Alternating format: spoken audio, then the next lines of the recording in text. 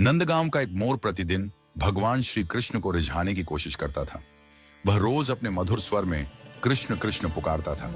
हर सुबह से लेकर शाम तक वह पेड़ की शाखाओं पर बैठकर श्री कृष्ण का नाम गाता, लेकिन उसकी पुकार पर भगवान श्री कृष्ण ने कोई ध्यान नहीं दिया। मोर के दिल में निराशा छा गई। उसे यह समझ में नहीं आ रहा था कि उसकी इतनी भक्ति और प्रेम के बावजूद श्री कृष्ण उसकी ओर ध्यान क्यों नहीं दे रहे।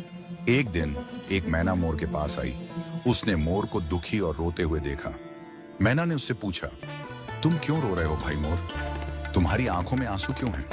मोर ने अपनी व्यथा सुनाई और कहा, मैं इतने दिनों से श्री कृष्ण को पुकार रहा हूं। हर दिन मैं कृष्ण कृष्ण का नाम लेता हूं, लेकिन श्री कृष्ण मेरी एक बार भी सुनने नहीं आए। मैना ने मुस्कुराते हुए मोर को एक रहस्य बताया।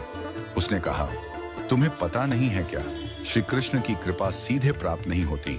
अगर तुम सच में उनकी कृपा पाना चाहते हो तो पहले उनकी प्रिय राधा रानी की शरण में जाओ। राधा रानी की कृपा के बिना श्री कृष्ण तक पहुंचना बहुत कठिन है। जब राधा रानी तुम पर कृपा कर देंगी तो श्री कृष्ण स्वयं दौड़े चले आएंगे। मोर ने मैना की सलाह को ध्यान से सुना और तुरंत निर्णय लिया कि अब वह राधा रानी के चरणों में जाएगा। वह बरसाने की ओर चल पड़ा। बरसाना, जहां राधा रानी का निवास स्थान है, वहां पहुंचकर मोर ने राधे राधे का नाम लेना शुरू किया। अब वह कृष्ण कृष्ण के बजाय राधे राधे का मधुर उच्चारण करने लगा।